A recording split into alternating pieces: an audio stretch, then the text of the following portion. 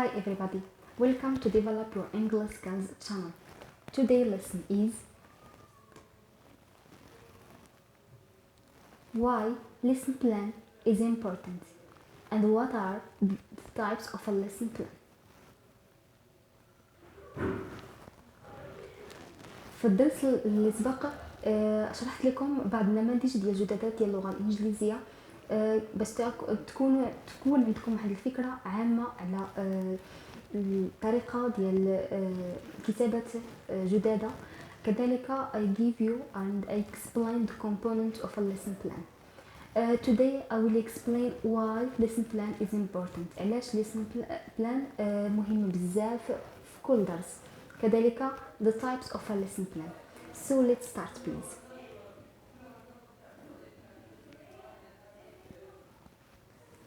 Lesson plan has a great pedagogical value. lesson plan عندها واحد الأهمية بزاف ومرتبطة بزاف ب classroom management لأنه إلا كانت يعني الأستاذ دار واحد efficient lesson plan يعني واحد lesson plan اللي مضبوطة ومزيانة بزاف ف غادي تساعدو في الكلاس انه يضبط القسم وكذلك عندها اهميه كثيره اخرى. هادشي اللي غادي نشوفو دابا. It enhances teacher confidence as he is in control of great proportion of classroom events. كتعزز الثقه النفسيه ديال الاستاذ وكذلك كتخليه يتحكم في الاحداث ديال القسم. Next one is gives the teacher the opportunity to predict potential problems and therefore consider solutions.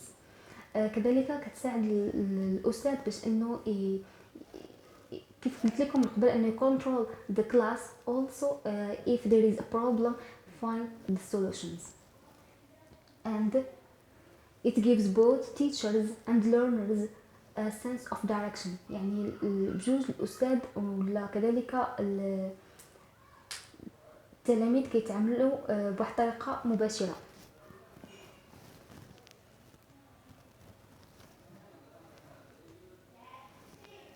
It enables the teacher to have an in-depth and thorough understanding of the component of the syllabus.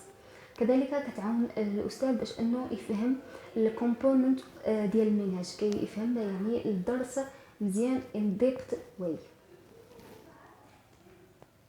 It also helps learners become aware of goals implicit in the learning tasks they are to perform.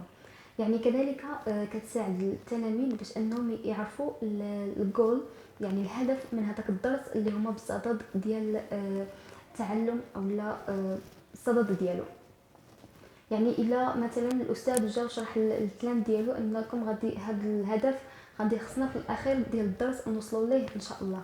فهنايا كيساعد بزاف التلاميذ انه يعرفوا شنو المبتغى ديال هذيك الحصه كلها كذلك انهم غادي يستافدوا منها اكثر. It reduces problems pertaining to classroom management. Smoothly running classes with very few breakdowns.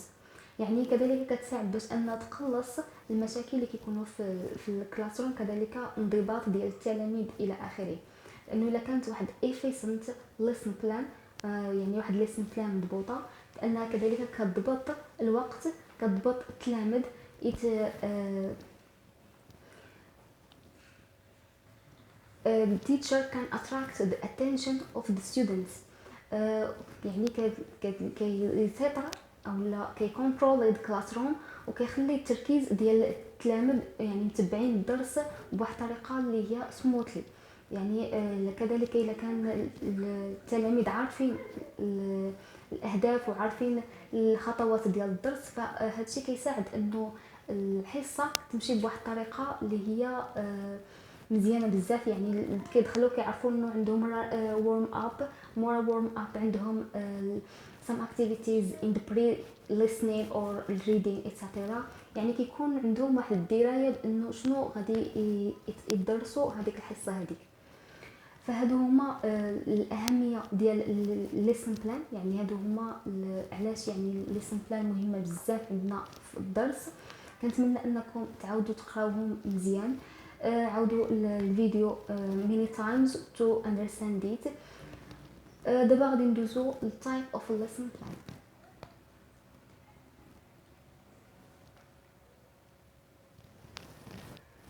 We have two types of a lesson plan. First one is daily plans, lesson by lesson.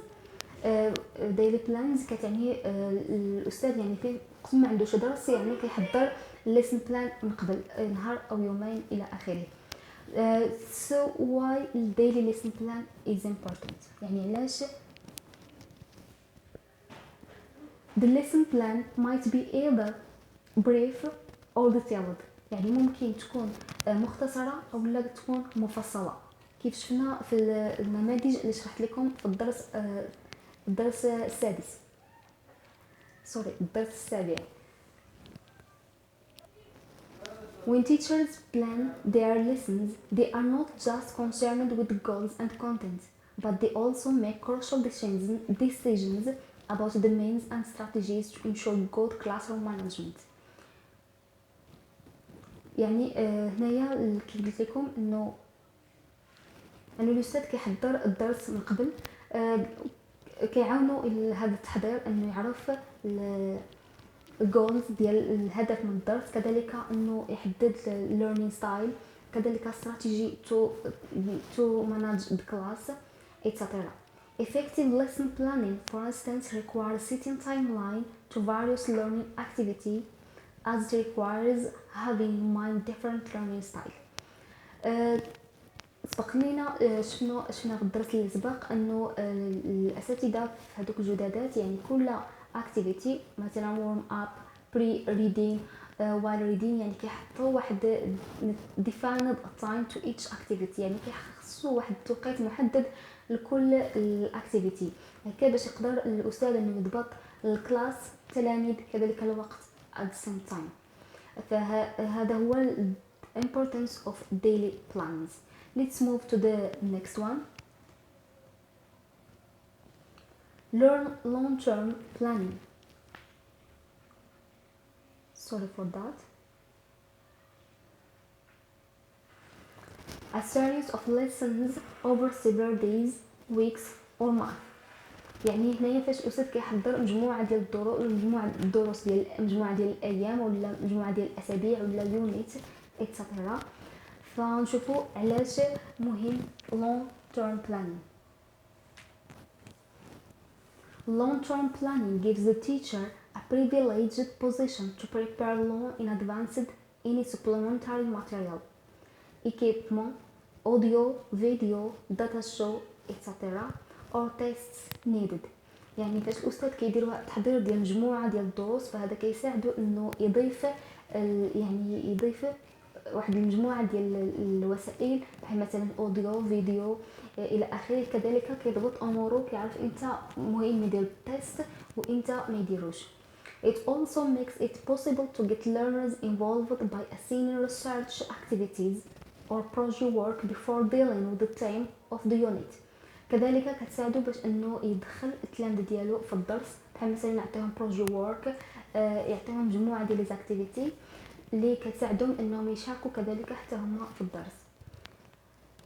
Unit planning, in other words, helps teacher have a general view of what to teach, when, how and for how long. يعني كتساعد الاستاذ باش يعرف امتى وشحال ديال الوقت وكيفاش غادي يدرس واحد الدرس معين او مجموعه ديال الدروس. فهذا كان هو الدرس ديال اليوم اللي شفنا فيه the importance ولا the merit of lesson plan، يعني علاش lesson plan مهمه. كذلك we see the type of lesson plan which is daily lesson and long term planning. كنتمنى يكون الدرس واضح.